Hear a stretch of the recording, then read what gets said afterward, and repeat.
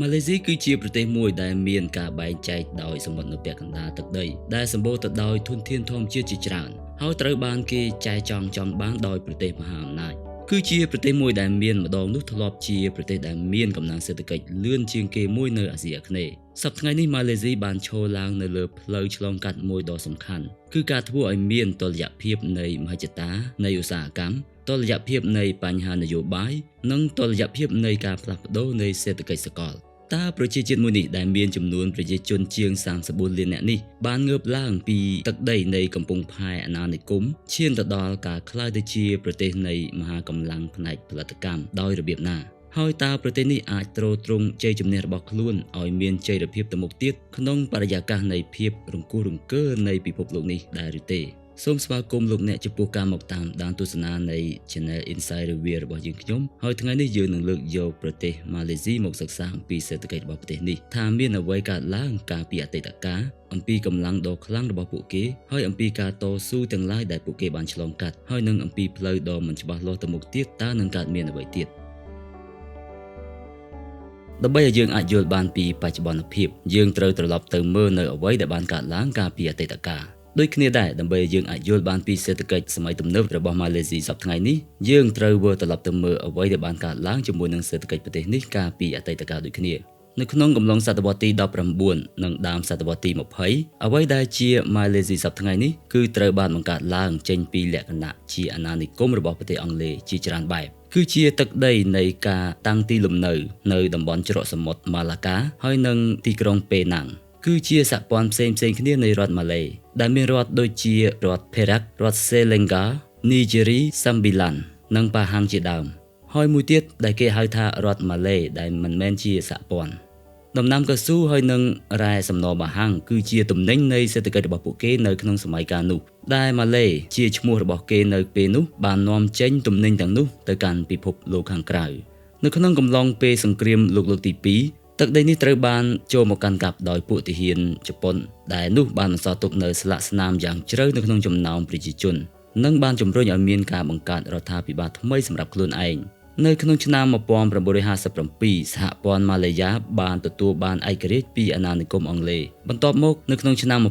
1963សហព័ន្ធនេះបានពង្រីកទឹកដីដោយរួមបញ្ចូលទាំងរដ្ឋសាបារដ្ឋសារ៉ាវ៉ាក់ហើយនិងទឹកដីសិង្ហបុរីសប្តាហ៍ថ្ងៃនេះផងដែរក៏ប៉ុន្តែក្រោយមកសិង្ហបុរីបានចាក់ចេញពីសហព័ន្ធនេះវិញនៅក្នុងឆ្នាំ1965ដើម្បីបង្កើតឯករាជ្យភាពដោយខ្លួនឯងទោះបីជាញឹកញយត្រូវបានគេបំភ្លេចក៏ដោយការរួមបញ្ចូលនៃរដ្ឋសាបានិងរដ្ឋសារ៉ាវ៉ាក់នៅក្នុងភាគខាងកើតនៃម៉ាឡេស៊ីបង្កើតឲ្យមានលក្ខណៈចម្រុះនៃភូមិសាស្ត្រតែក៏បង្កើតបានជាសេដ្ឋកិច្ចដ៏ធំមួយដែលមានលក្ខណៈស្មុគស្មាញច្រើនដែរលក្ខណៈប្រវត្តិសាស្ត្រនេះបង្កើតបានជាស្រទាប់នៃរូបរាងរបស់ម៉ាឡេស៊ីទាំងផ្នែកនយោបាយនិងផ្នែកសេដ្ឋកិច្ចគឺជាសង្គមនៃជាតិសាសន៍ផ្សេងច្រើនបញ្ចូលគ្នាមានដូចជាជនជាតិម៉ាឡេជនជាតិចិនឥណ្ឌាព្រមទាំងជនជាតិភាគតិចផ្សេងទៀតផងដែរដែលសេដ្ឋកិច្ចជាតិទាំងមូលពឹងផ្អែកតែទៅលើដំណាំកសិកម្មហើយនឹងការទាញយកភោគផលពីធនធានរ៉ែហើយគឺជាជាតិសាសន៍ដែលប្រព័ន្ធនយោបាយត្រូវបានគ្រប់គ្រងដោយអង្គការមួយដែលមានឈ្មោះថា UMNO ដែលមានន័យថាអង្គការសហព័ន្ធជាតិម៉ាឡេ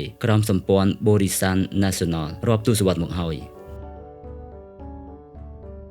នៅចុងទសវត្សរ៍ឆ្នាំ80និង90ក្រោមការដឹកនាំរបស់លោកនាយករដ្ឋមន្ត្រីមហាធីរម៉ាហាម៉េតប្រទេសម៉ាឡេស៊ីបានបង្កើតបាននូវការផ្លាស់ប្ដូរយ៉ាងខ្លាំងយ៉ាងលឿនរហ័សតាមរយៈចក្ខុវិស័យរបស់គាត់គឺផែនការសម្រាប់ឆ្នាំ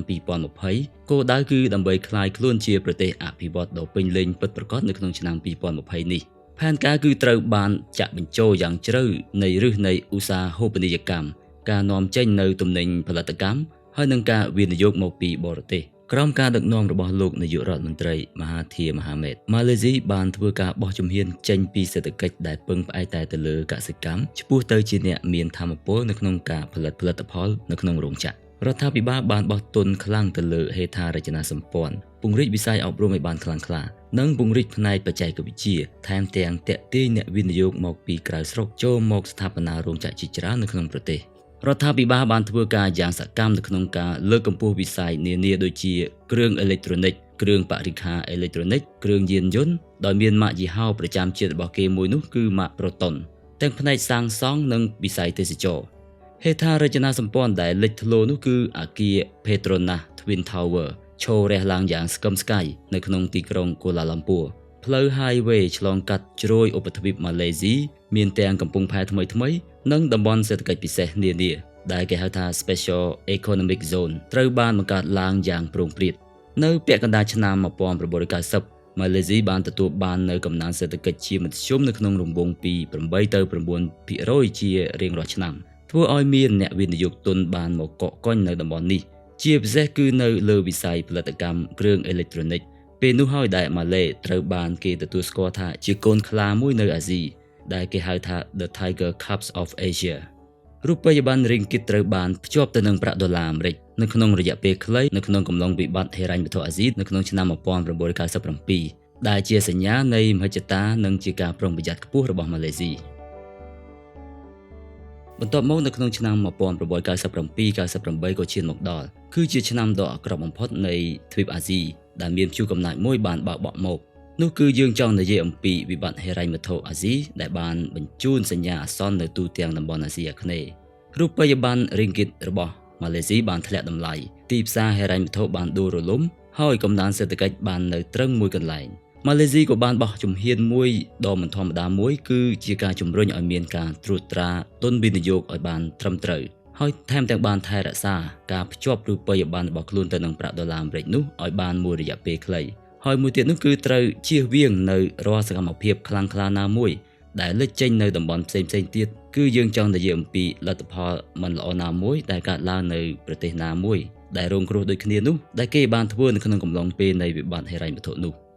នៅឆ្នាំបន្តមកទៀតគឺកំណើនសេដ្ឋកិច្ចរបស់ម៉ាឡេស៊ីបានកែលម្អត្រឡប់មកវិញតែវាកើនឡើងនៅក្នុងកម្រិតយឺតជាងពេលមុននេះគឺជាការងើបចេញពីការរលំរលាយទៅរកការងើបត្រឡប់មកវិញពេលនោះសេដ្ឋកិច្ចបានចាប់ផ្ដើមមានលក្ខណៈចម្រុះជាងមុនដែលគេហៅថាសេដ្ឋកិច្ចដែលមានពិពិធកម្មគឺលែងសូវរំពឹងទៅលើរ៉ែសំណបាហាំងហើយនឹងដំណាំកៅស៊ូដូចមុនទៀតហើយគឺគេចាប់ផ្ដើមពឹងទៅលើការផលិតទំនិញហើយនឹងសេវាកម្មថ្មីវិញជាលទ្ធផលនៅទសវត្សរ៍ឆ្នាំ2000កន្លងទៅនេះគេបានឃើញមានទំនិញដែលផលិតនៅប្រទេសម៉ាឡេស៊ីជាច្រើនជាពិសេសមានទំនិញដូចជាគ្រឿងអេឡិចត្រូនិកគ្រឿងប្រើប្រាស់នៅក្នុងផ្ទះដូចជាគ្រឿងម៉ាស៊ីនត្រជាក់ម៉ាស៊ីនបោកខោអាវទូទឹកកកទូរទស្សន៍លក្ខនឹងលក្ខហើយនោះហើយដែលម៉ាឡេស៊ីបានក្លាយទៅជាខ្សែច្រវាក់ផ្គត់ផ្គង់សម្រាប់សកលលោកយ៉ាងចម្បងចំណែកឯបរិយាកាសនយោបាយវិញគឺសម្ព័ន្ធ Barisan Nasional នៅតែគ្រប់គ្រងការដឹកនាំរបស់រដ្ឋាភិបាលរហូតមកដល់ឆ្នាំ2018ក៏ប៉ុន្តែភាពប្រេះស្រាំក៏ត្រូវបានលេចរូបរាងមកខ្លះដែរដូចជាការអំពាវនាវឲ្យមានការកំណែតម្រង់សូមឲ្យមានតម្លាភាពជាងមុនហើយនឹងការសូមឲ្យមានការចូលរួមជាសម្លេងផ្សេងៗនៅក្នុងសង្គមម៉ាឡេស៊ីទាំងមូលទោះបីជាមានភាពរង្គោះរង្គើផ្នែកនយោបាយក៏ដោយក៏សេដ្ឋកិច្ចរបស់ម៉ាឡេស៊ីនៅតែមានសមត្ថភាពខ្លាំងក្លា GDP នៅក្នុងឆ្នាំ2025នេះមានទំហំប្រហែលជា$450,000 លានដែលស្ថិតនៅក្នុងចំណាត់ថ្នាក់ទី3នៅអាស៊ីអាគ្នេយ៍បន្ទាប់ពីឥណ្ឌូនេស៊ីនិងប្រទេសថៃសសរស្តម្ភសំខាន់នៃសេដ្ឋកិច្ចរបស់ប្រទេសម៉ាឡេស៊ីមាន3ជាចម្បងនោះគឺជាផ្នែកផលិតកម្មទំនិញកសិកម្មនិងធនធានរ៉ែហើយទី3នោះគឺជាផ្នែកសេវាកម្មមកដល់ឆ្នាំ2025នេះប្រទេសម៉ាឡេស៊ីត្រូវបានគេចាត់ចំណាត់ថ្នាក់នៅក្នុងលំដាប់សេដ្ឋកិច្ចអ្នកមានចំណូលលើមធ្យមវាបានជួយជំរុញឲ្យមានរចនាសម្ព័ន្ធនៃសេដ្ឋកិច្ចចម្រុះដែលវិស័យសេវាកម្មបានរួមចំណែកដល់ទៅ 57% នៃ GDP ទាំងមូលឧស្សាហកម្មមានចំណែក 36% នៃ GDP ចំណែកឯវិស័យកសិកម្មវិញមានត្រឹមតែ 7% ប៉ុណ្ណោះនៅក្នុងពេលបច្ចុប្បន្ននេះផ្នែកឧស្សាហកម្មសំខាន់ៗមានដូចជាការផលិតគ្រឿងអេឡិចត្រូនិកនិង Semiconductor ម៉ាឡេស៊ីឥឡូវនេះដើរតួជាមជ្ឈមណ្ឌលនៃសកលលោកផ្នែកការផលិតគ្រឿងអេឡិចត្រូនិកនិយាយដោយឡែកគឺរួមចំណែកនៅក្នុងការវេចខ្ចប់ការធ្វើការ testing ដែលមានន័យថាជាការសាកល្បងគ្រឿងបរិក្ខារទាំងឡាយហើយនឹងជំនាញនៅក្នុងការផ្គុំគ្រឿង Semiconductorម៉ាឡេស៊ីស្ថិតនៅក្នុងចំណោមប្រទេសដែលមានការនាំចេញ Semiconductor នៅលើសកលលោកដែលរួមចំណែក 13% ខាងការធ្វើតេស្តនិងការវេចខ្ចប់នៅបន្ទះឈីបនៅលើពិភពលោកនៅតំបន់ជុំវិញទីក្រុងប៉េណាំងជាឧទាហរណ៍គឺជាទីក្រុងនៃមជ្ឈមណ្ឌលនៃក្រុមហ៊ុនអន្តរជាតិជាច្រើននៅទីនោះផ្នែកប្រេងឥន្ធនៈហើយនិងឧស្ម័នធម្មជាតិវិញក្រុមហ៊ុនរបស់រដ្ឋឈ្មោះ Petronas គឺជាក្រុមហ៊ុនសំខាន់មួយខាងការនាំចេញនិងជាអ្នករួមចំណែកយ៉ាងសំខាន់នៅក្នុងផ្នែកសារពើពន្ធរបស់ម៉ាឡេស៊ីការនាំចេញឧស្ម័ន LNG ហើយនិងប្រេងឆៅហើយនិងផលិតផលចម្រាញ់ផ្សេងៗទៀតនៅតែបន្តផ្ដល់ប្រាក់ចំណូលដល់ប្រទេស ចំពោះវិស័យកសិកម្មនិងផលិតផលចេញពីដូងប្រេងម៉ាឡេស៊ីគឺជាប្រទេសទី2បន្ទាប់ពីឥណ្ឌូនេស៊ីដែលយើងបានដឹងពីវីដេអូមុនៗអំពីសេដ្ឋកិច្ចឥណ្ឌូនេស៊ីគឺម៉ាឡេស៊ីនៅចំណាត់ថ្នាក់លេខ2ខាងការផលិតដូងប្រេងនៅលើពិភពលោកវិស័យនេះនៅតែជាវិស័យមានសារៈសំខាន់នៅក្នុងការនាំចេញហើយនឹងសំខាន់សម្រាប់កម្លាំងការងារនៅតំបន់ជនបទចំពោះវិស័យយានយន្តនិងគ្រឿងម៉ាស៊ីននៅខណៈពេលដែលផ្លាកយីហោនៅក្នុងស្រុកនៅតែមានកំណើនភាគច្រើនក៏បានមកពីការផលិតឧបករណ៍សម្រាប់ទីផ្សារនាំចេញផងដែរ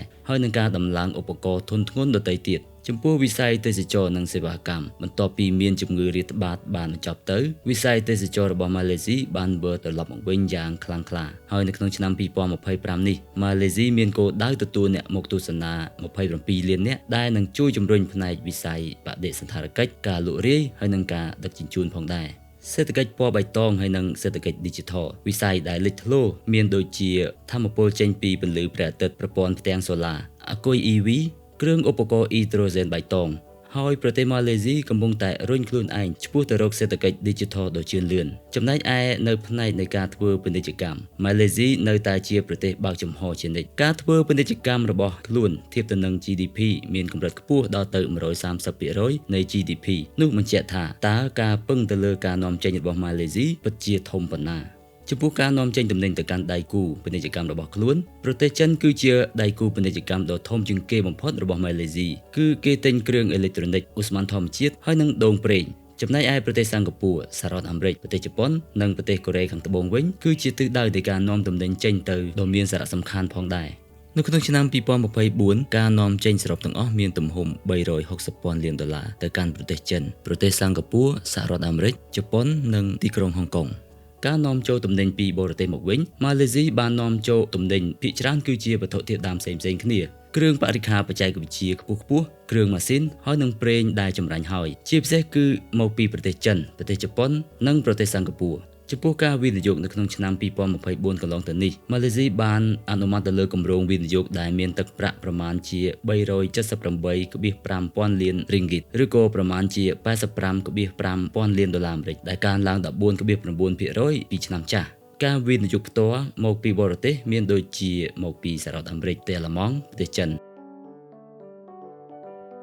យើងមកមើលឆ្នាំ2025នេះស្ថាប័ន IMF បានធ្វើការព្យាករណ៍នៅកំណើនសេដ្ឋកិច្ចរបស់ប្រទេសម៉ាឡេស៊ីគឺ GDP កើនឡើងនៅក្នុងរង្វង់ 4.5% នៅក្នុងឆ្នាំ2025នេះហើយនៅក្នុងឆ្នាំ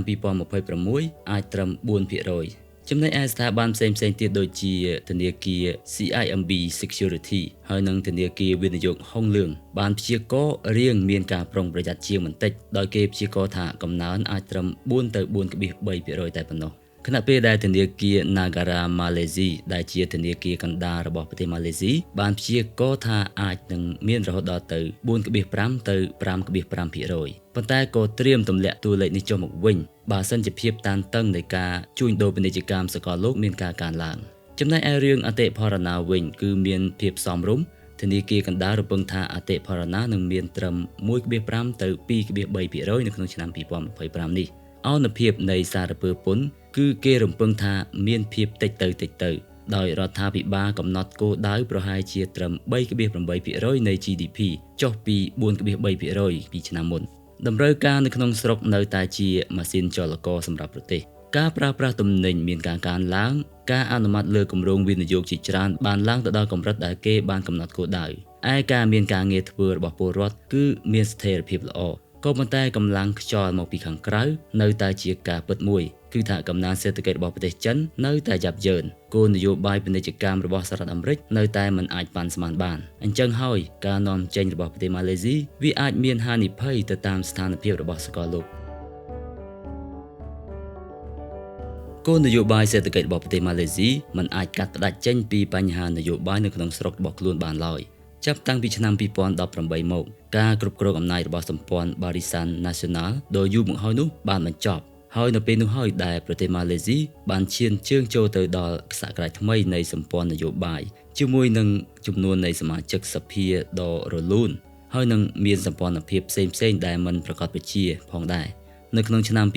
2025លោកនាយករដ្ឋមន្ត្រីអាន់វ៉ាអ៊ីប្រាហ៊ីមបានដឹកនាំរដ្ឋាភិបាលរូបរួមមួយដែលគោលដៅតម្រង់ទៅជំរុញឲ្យមានកំណែទម្រង់រចនាសម្ព័ន្ធ ប្រយុទ្ធប្រឆាំងនឹងរឿងពុករលួយកាត់បន្ថយទំហំនៃវិសមភាពនៅក្នុងសង្គមហើយធ្វើឲ្យសេដ្ឋកិច្ចឈានជើងទៅមុខដែលផ្ដល់តម្លៃទៅដល់ឧស្សាហកម្មខ្ពស់តែទោះជាយ៉ាងណាក៏ដោយក៏សម្ព័ន្ធភាពនៅតែមានសភាពផុយស្រួយកម្លាំងប្រឆាំងនិងភាពតានតឹងផ្ទៃក្នុងបានគំរាមកំហែងដល់ការបន្តគោលនយោបាយជាតិវិនិយោគិនខ្លំមើលបញ្ហានេះយ៉ាងដិតដល់ចំពោះបរិយាកាសនេះការទស្សន៍ទាយនៃនយោបាយមានសារៈសំខាន់ណាស់សម្រាប់លំហូរមូលធនរយៈពេលវែងលើសពីនេះទៅទៀតប្រទេសម៉ាឡេស៊ីបានប្រឈមនឹងបរិបទនយោបាយពីខាងក្រៅផងដែរការប្រកួតប្រជែងរវាងប្រទេសចិននិងសហរដ្ឋអាមេរិកបានលេចចេញនៅទំហំធំទៅ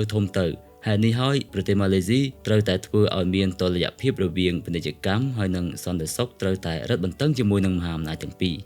ទីតាំងភូមិសាស្ត្ររបស់ខ្លួននៅច្រកសមុទ្រម៉ាឡាកាបានផ្ដល់ឲ្យនៅយុទ្ធសាស្ត្រដ៏ល្អក៏ប៉ុន្តែក៏អាចមានភាពងាយរងគ្រោះផងដែរនៅកម្រិតតំបន់ម៉ាឡេស៊ីនៅតែជាអ្នកសកម្មនៅក្នុងសមាគមអាស៊ានដែលខ្លួនដើរតួនាទីយ៉ាងសំខាន់រវាងការទូតនានាជាពិសេសគឺជាអ្នកការទូតកណ្ដាលរវាងប្រទេសចិននិងប្រទេសនៅលោកខាងលិចរួមទាំងសហរដ្ឋអាមេរិកផងដែរដូចជាពេលថ្មីៗនេះម៉ាឡេស៊ីបានដើរតួនាទីយ៉ាងសកម្មបំផុតនៅក្នុងការដោះស្រាយជម្លោះព្រំដែនរវាងកម្ពុជាថៃដែលរឿងនេះពាក់ព័ន្ធដល់ទៅសហរដ្ឋអាមេរិកនិងប្រទេសចិនថែមទៀតផងហើយលោកអាន់វ៉ាអេប្រាហ៊ីមបានខិតខំធ្វើការយ៉ាងសកម្មប្រកបដោយមោទនភាពថែមទៀតផង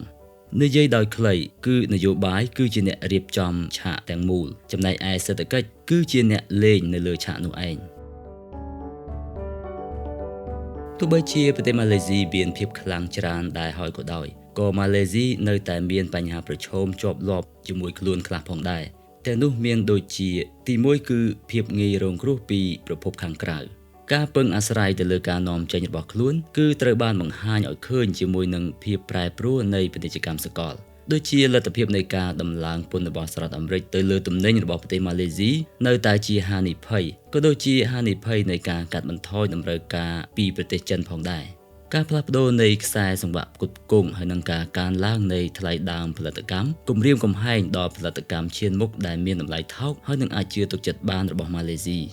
ទី2នោះគឺជាអន្ទាក់នៃចំណូលមធ្យមហើយនិងផលិតភាពប្រទេសម៉ាឡេស៊ីបានតម្រង់គោលដៅដើម្បីចូលរួមនៅអ្វីដែលគេហៅថាក្លឹបនៃអ្នកមានចំណូលខ្ពស់ជាយូរណាស់មកហើយក៏ប៉ុន្តែទោះបីជាយ៉ាងណាក៏ដោយកំណើនសេដ្ឋកិច្ចមានកំណើនយឺតនៅឡើយនៅក្នុងរយៈពេលនេះបើប្រៀបធៀបទៅនឹងសម័យកាលរីកចម្រើនកាលពីទសវត្សរ៍ឆ្នាំ90អន្ទាក់នៃចំណូលមធ្យមបានលេចរូបរាងឡើងដែលថ្លៃពលកម្មកើនឡើងផលិតភាពចាប់ផ្ដើមមានដំណើរការរាបស្មើហើយប្រទេសជាតិជួបប្រទះនៅភាពជាប់គាំងនៅក្នុងកម្រិតលូតលាស់ជាមធ្យមប៉ុណ្ណោះ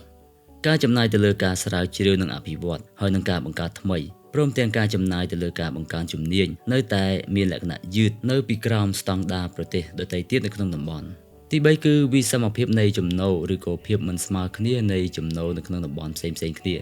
នោះគឺជារឿងដែលកើតឡើងនៅស្ទើរតែគ្រប់ប្រទេសនៅលើពិភពលោកយើងនេះអំពីបញ្ហាវិសមភាពនេះសម្រាប់ម៉ាឡេស៊ីវិញតំបន់ទីក្រុងដូចជាទីក្រុងកូឡាឡាំពួរទីក្រុងប៉េណាំងនិងជហរជាដើមរីករាយជាមួយនឹងចំណូលខ្ពស់របស់ពួកគេជាមួយនឹងជីវភាពរស់នៅដ៏ទាន់សម័យទំនើប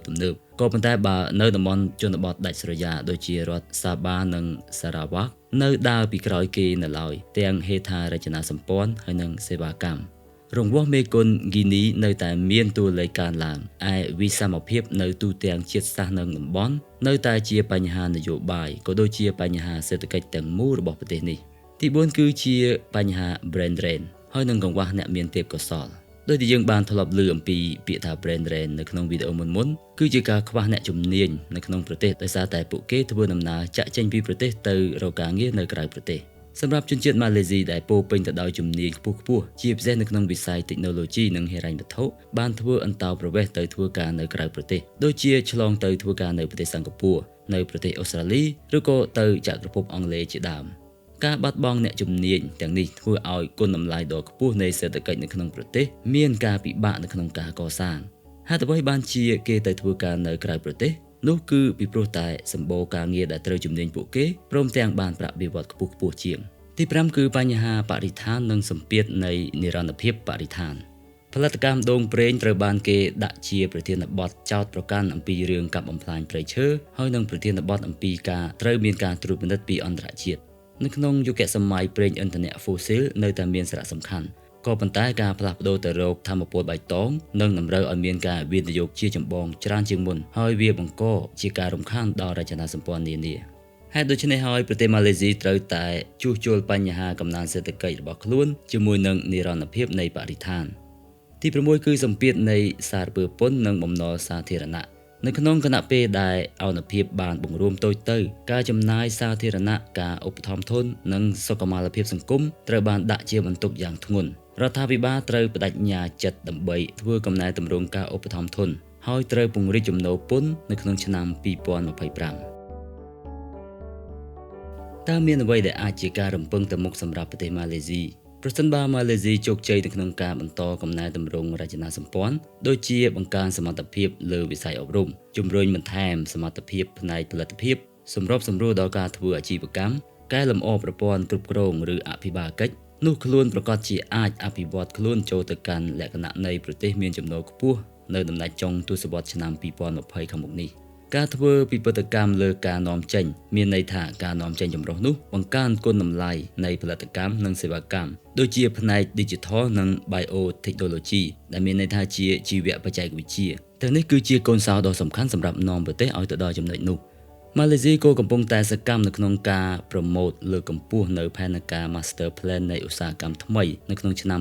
2030ហើយនឹងផែនការមួយដែលគេហៅថាផែនទីឆ្ពោះទៅរកការកសាងថាមពលរបស់ជាតិគឺជាការលើកទឹកចិត្តដល់ការវិនិយោគនានាគឺផ្ដោតទៅលើការផលិតបន្ទះផ្ទាំងសូឡាស្រូបពន្លឺព្រះអាទិត្យការដំឡើងគ្រឿងបង្គំអគុយ EV និងបច្ចេកវិទ្យា Hydrogen បៃតងនៅក្នុងនាមខ្លួនជាផ្នែកមួយនៃកិច្ចខិតខំប្រឹងប្រែងជាសកលនៅក្នុងការធ្វើពិពិធកម្មខ្សែសង្វាក់ផ្គត់ផ្គង់ Semiconductor ម៉ាឡេស៊ីត្រូវបានដាក់ឲ្យចំកន្លែងដ៏ត្រឹមត្រូវយ៉ាងល្អ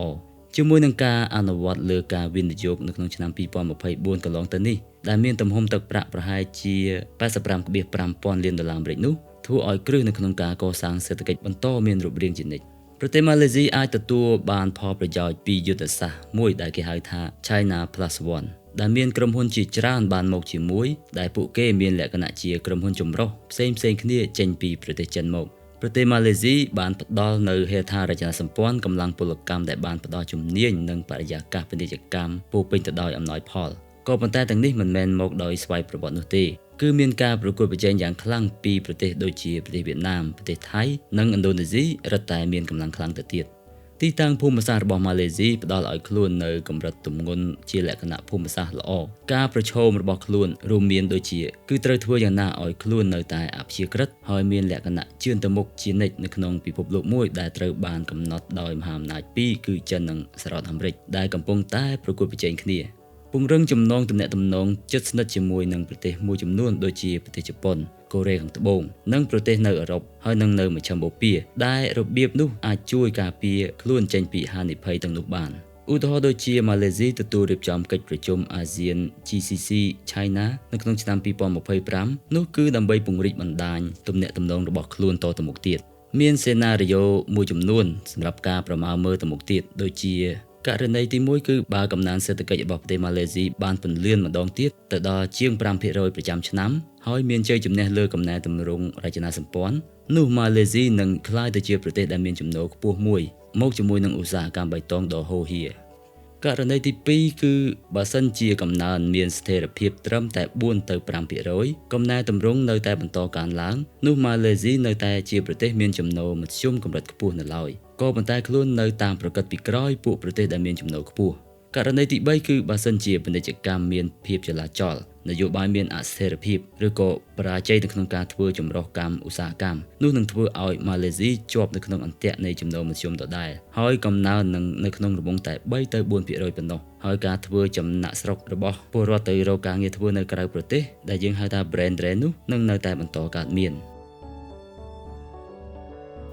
រឿងរ៉ាវនៃសេដ្ឋកិច្ចរបស់ប្រទេសម៉ាឡេស៊ីគឺជារឿងនៃការផ្លាស់ប្រែបញ្ច្រាស់ទិសនៃជាតិសាសន៍មួយចេញពីអ្នកដែលធ្លាប់តែពឹងតែទៅលើដំណាំកៅស៊ូនិងរ៉ែសំណបាហាងក្លាយខ្លួនទៅជាអ្នកផលិតបន្ទះឈីបស៊ីលីខុនហើយនឹងផ្ទាំងសូឡាពន្លឺព្រះអាទិត្យចេញពីតំបន់អាណានិគមដ៏តូចមួយនៅជ្រោយសមុទ្រម៉ាឡាកាទៅជាអ្នកផលិតកម្មទំនើបជឿនលឿនមួយនៅអាស៊ីអាគ្នេយ៍ចេញពីភាពជាអ្នកនាំចេញទៅជាអ្នកផ្ដល់ជាចំណេះដឹងផ្នែកសេដ្ឋកិច្ចដ៏គួរឲ្យរំជួលចិត្តទៅដល់គ្រប់គ្នាក៏ប៉ុន្តែនៅក្នុងឆ្នាំ2025នេះម៉ាឡេស៊ីកំពុងតែឈរឡើងនៅលើចំណុចផ្លូវមួយដែលមានការឆ្លងកាត់គ្រឹះរបស់ខ្លួនពិតជាខ្លាំងហើយគ្រប់វិស័យមានភាពចម្រុះមានបណ្ដាញភ្ជាប់ទៅកាន់ពិភពលោកសង្គមជាតិមានភាពរស់រវើក ក៏ប៉ុន្តែបរិយាកាសខាងក្រៅគឺមិនដែលអត់ឱនឲ្យនរណាម្នាក់នោះឡើយឯបរិយាកាសនៅខាងក្នុងរបស់ខ្លួនវិញការកែតម្រង់នៅមិនទាន់បានបញ្ចប់នៅឡើយហេតុនេះហើយសំណួរគឺមិនមែនសួរតែអំពីថាតើ Malaysia នៅបន្តរីកចម្រើនសេដ្ឋកិច្ចឬយ៉ាងណានោះទេក៏ប៉ុន្តែគឺសួរថាតើខ្លួននឹងវិវត្តឬក៏ upgrade ហក់ទៅមុខដោយរបៀបណាទៀតឬក៏ខ្លួននៅតែរសាត់អណ្ដែតនៅឡើយឬក៏ស្កប់ស្កល់ពេញចិត្តជាមួយនឹងការរីកចម្រើនតិចតួចនេះហើយបន្តជាប់អន្ទាក់ជាមួយនឹងចំណូលមធ្យមរបស់ខ្លួនតទៅទៀតឬក៏យ៉ាងណាចម្លើយគឺមិនត្រឹមតែកំណត់រូបរាងនៃប្រទេសម៉ាឡេស៊ីតែមួយនោះទេគឺវានឹងកំណត់រូបរាងនៃសេដ្ឋកិច្ចអាស៊ីអាគ្នេយ៍ទាំងមូលតែម្ដងហើយយើងទាំងអស់គ្នានឹងមើលឃើញអំពីការលាតត្រដាងទាំងអស់នេះ